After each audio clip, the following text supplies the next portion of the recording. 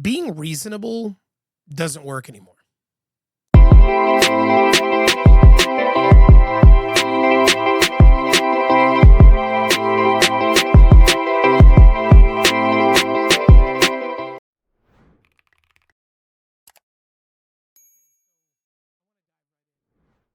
And I don't mean like being kind or ethical or thoughtful. I mean being the person that says like, okay, wait a minute, let's slow down. Let's hear both sides. Let's be fair. Let's look at the data. That person, I mean, you just get steamrolled now at this point. Like, because the system that we're in no longer rewards reason. It rewards certainty, volume, and aggression. And if you're a reasonable person, that's incredibly disorienting.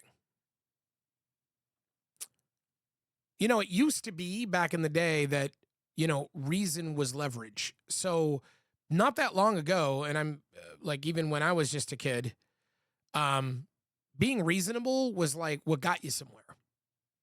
Being irrational and being certain and aggressively glued to your ways was usually considered toxic and usually a problem. And if you were reasonable at work, you were the one that was going to get promoted. You were the one that everybody trusted. You were the one that became management. That was always kind of the way things used to be. But in our society today, it's completely the opposite. Because back then, we used to look at reasonable people as someone who was mature, somebody that you should listen to, somebody that had credibility. Reason was kind of like a currency. And if you were the person that spoke calmly and informed and fair, people assumed you were competent. That assumption is gone. We're seeing it in our leaders. We're seeing it in our corporate executives. We're seeing it in our teachers, our professors. I mean, we're seeing it across the board. That being unreasonable is like it's like a fucking illness at this point. That is just literally permeating everything. And there's a reason for that. And the system changed, I think, because, well, here's the problem.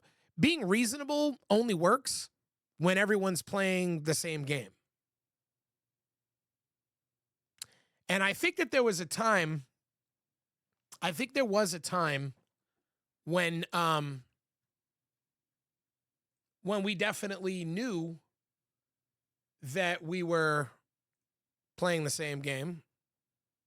I don't think we live in that time anymore. Sorry, I'm just fixing something here.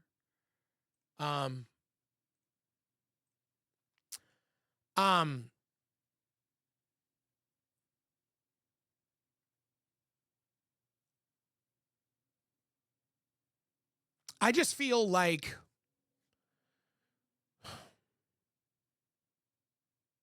being reasonable makes a lot of assumptions.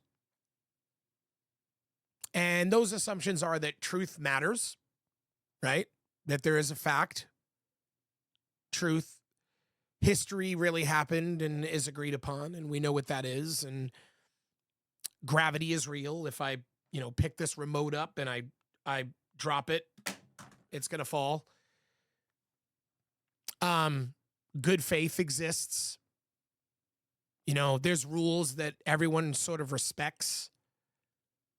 But I don't feel like that's the game that we're playing anymore. That is not the game that we're playing anymore. The new game is who sounds the most confident and who draws the hardest line in the sand and who creates the most pressure. You know what I mean? Who's willing to burn the whole damn room down to prove to everybody that they're correct? And we've incentivized this because that type of behavior gets views. See, a lot of people, I've had some people that don't like me, have said to me, oh, your podcast is a joke. You know, you don't even have that many subs and very few people listen to you. And that's true. Very few people listen to me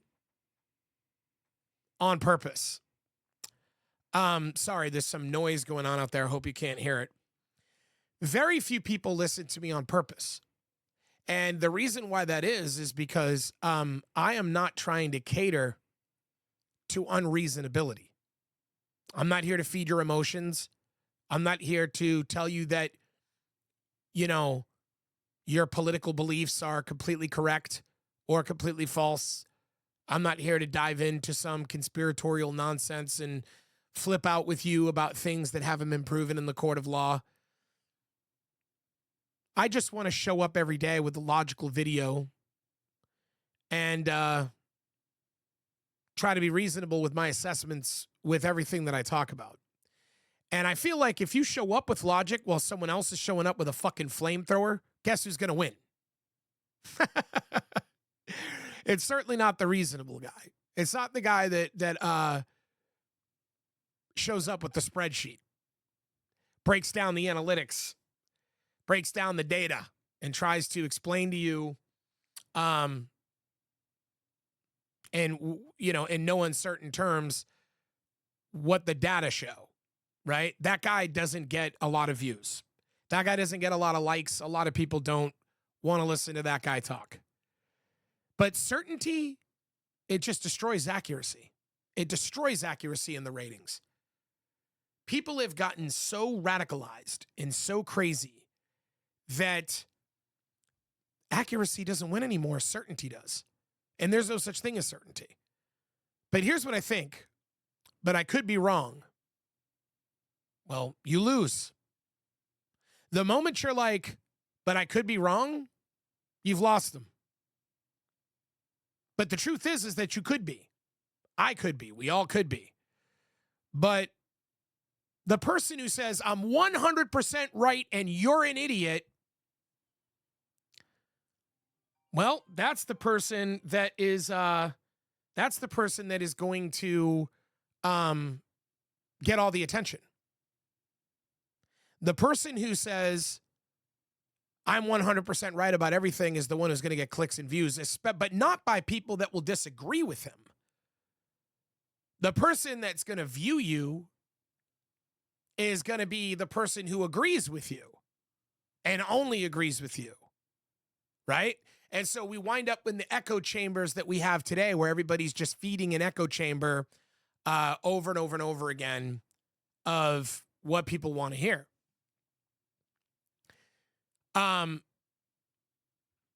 They win your attention, they win your loyalty, and they end up powerful and rich.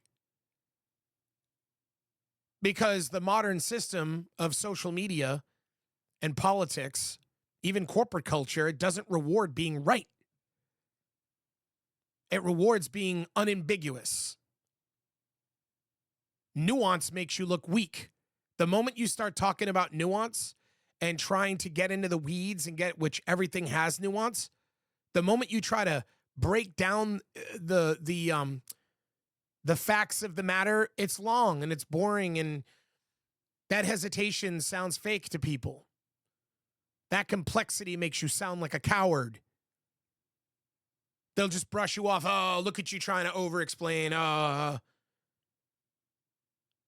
that's why the people that are reasonable keep losing. And that's not good, man. Because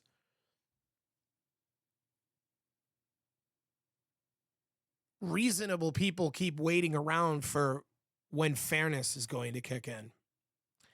And this is where the real pain really sets in, because the rules, reasonable people believe that rules will be enforced. Reasonable people believe that the process will eventually correct things and that eventually the truth will matter. And so they wait. They wait for HR, and they wait for the courts, and they wait for elections, and they wait for accountability. Unreasonable people don't wait. They just apply pressure and they create consequences and they move the goalposts. And by the time the system finally catches up, the damage is already done. Reasonable people play defense in a game that rewards offense. Extremists get views. Extremists get clicks. They get lots of activity. Everybody's emotional and just waiting for a person to come on YouTube and tell them exactly what they want to hear. Or tell them exactly the opposite of what they want to hear so they could spend the rest of the night commenting and arguing with people. I mean, have you ever gone to CNN's YouTube? It's pretty hilarious. Everything under CNN is somebody who is a right-winger arguing with CNN. And if you go to Fox's YouTube, everyone that's in the comment section is a Democrat arguing with Fox. People are fascinated by going to the opposite extreme to argue. And we've arrived at a place where the loudest voices are defining the conversation. And the edges set the terms, the center just shifts, and reasonable people just keep saying, well, I don't fully agree with that, but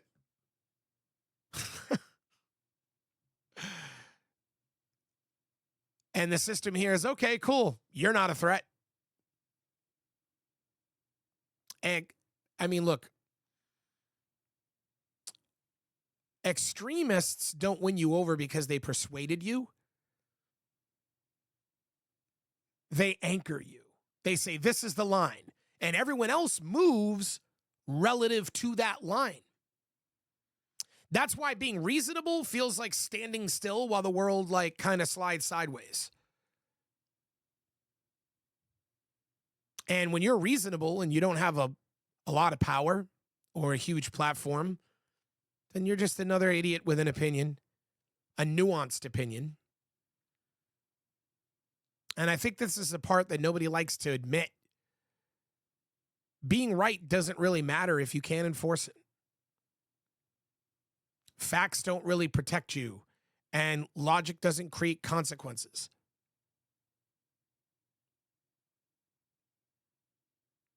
You know, I was talking to a friend of mine, and he was telling me, and this particular friend of mine is a multimillionaire, and there's a reason why I'm bringing that up. And he said, the problem with the world today is that we need a news system that, you know, can be funded to tell reality instead of caving into one political ideology or the other. Then I said, well, you're the millionaire. You have millions of dollars. Create one. No. I'm not gonna. Exactly. Why? Because it's not profitable. And here we arrive again at the incentive system, right? Where if you want people to do the right thing, you need to make it where doing the right thing has more of an incentive than doing the wrong thing. And if the vast majority of people are glued to radical extremism and being completely irrational and unreasonable, you're not going to get a lot of views by just delivering the logical facts and the truth of the news. And that's capitalism. They have an incentive to feed the audience exactly what they want. And those incentives are profits. They have an obligation to their shareholders to bring in money and to bring in profits. And everybody that has owned shares of these networks wants those networks to do well so that they can make money. And so therefore, they continue to feed the radical extremists on both sides of the aisle. Reason only works when it's backed by incentives, enforcement, and leverage. And until we do that, it's just another well-articulated suggestion. And I think that's where I'm at with a lot of my friends right now. A lot of people that I talk to on a regular basis are just constantly wanting to hit me up, flipping out and yelling about how bad things are and how they don't like what's happening in America, or like how they don't like what's going on with all of these things and rapid technology and all this stuff. And it's like, look, man, like, as much as I'd like to sit here and listen to you, the truth of the matter is that all you're doing is just repetitive, well-articulated suggestions that are never going to go anywhere, because you don't have a platform, you don't have any power, you don't have any money, and you don't have any backing. And everything that you're suggesting should happen doesn't have somebody gaining an incentive from it.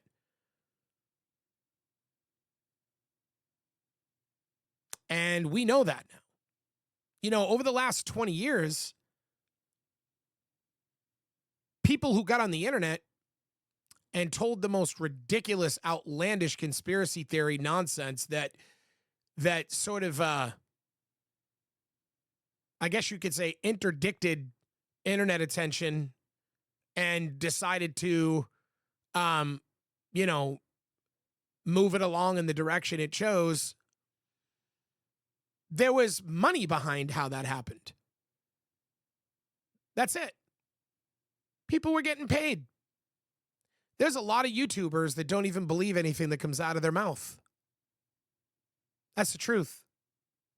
And it's funny because a lot of you say, oh, the hell with the media, that's all fake. I go to the internet for my information. It's like as if the internet's any better than the news. Like as if they're not trying to get paid just like the news. What the fuck are you talking about? What's the difference? What the fuck is the difference? In fact, it's worse. Because at least when a corporation is trying to get paid, they have corporate social responsibility. And there's actually things going on inside that corporation where power kind of gets checked sometimes within the corporation. An individual in their basement trying to get views, who the fuck's checking him? Nobody. Nobody. He'll fucking say whatever it takes to get you to watch. He'll get on YouTube and fucking tell you whatever the fuck you want to hear. If you believe that the sky is blue or the sky is green, he'll come on there and he'll tell you the sky is green every day. He'll make all these fucking videos like forging projections, you know, forcing Grok to type out some fake bullshit that the sky is blue. He'll do, or the sky is green rather. He'll do whatever it takes to continue to keep on shoving that down your throat because that's what you want to fucking hear. Even if he gets up every day and looks up and goes, it's a blue sky, but look at all the money I'm making. But you trust that. Meanwhile, you have these news agencies, these buildings that have thousands of employees and hundreds of investigative journalists, many whom have an oath to their job to basically investigate and report the facts. And am I saying that the top down at legacy news channels hasn't put pressure on them not to release certain stories and information? Sure. Especially if it's going to hurt their pockets.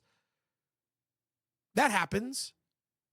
But the idea that every single thing that you think that they're investigating and putting out there on that network is all horseshit, but then believing some guy's YouTube channel who has no oversight and is just saying whatever the fuck he wants, kind of seems a little bit crazy to me.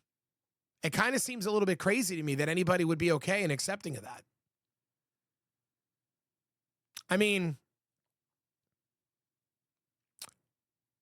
they are making money grifting off of that irrationality.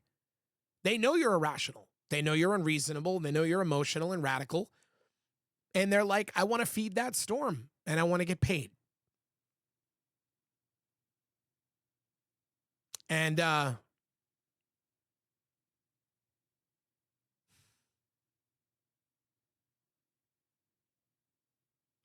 reasonable people, and this is the difficult situation that I feel like reasonable people are in, is that when you try to reason with people, you don't want to feel like you're insulting them or condescending them. And so it becomes so difficult to try to be reasonable in any engaging way. Because when the facts do not fit somebody's bias, they really freak out.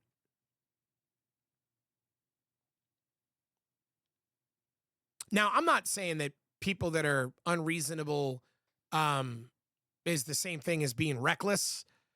Let's be clear, this is not a call to be insane.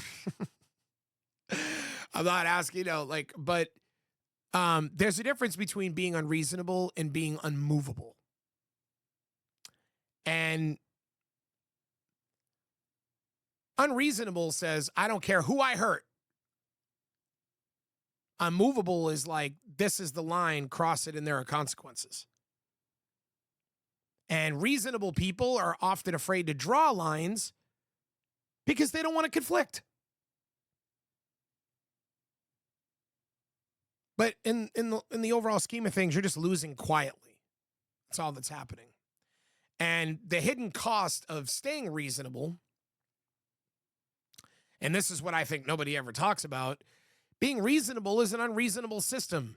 It doesn't just make you ineffective, it burns you out. You end up feeling invisible, disrespected. God, disrespected's a big one. You get exhausted, so you withdraw. You disengage. You even stop caring, stop trying. And that's the real danger, because extremism isn't what brings the system to its knees. The system completely collapses when the reasonable people check the fuck out.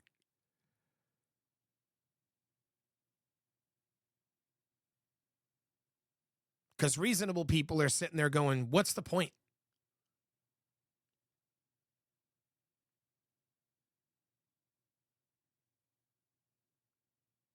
And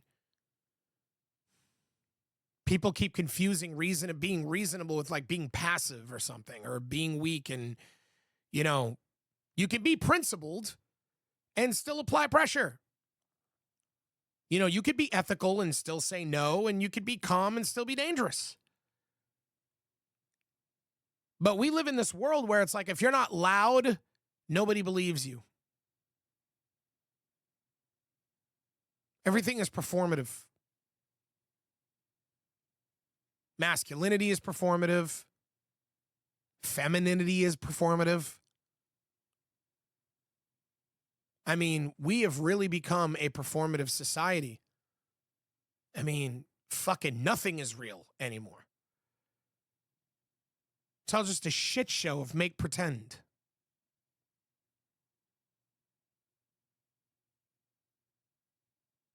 It's infuriating. Being reasonable isn't failing because it's wrong or it's the wrong approach. It's failing because we as a society have stopped protecting it. We have stopped valuing it. So in a society where everybody's trying to survive, how does somebody stay reasonable? How do I stay principled? Like, without winding up harmless. That's the game now. That's where we are. Anyway, this is Tom Kane. This is another episode of the Executives Playbook. And I really appreciate everybody that listens. For those of you watching this on YouTube, please like the channel, subscribe, hit the little bell so you can get notified. You know the whole deal. Leave a comment. I'd love to hear from you. And thanks for watching.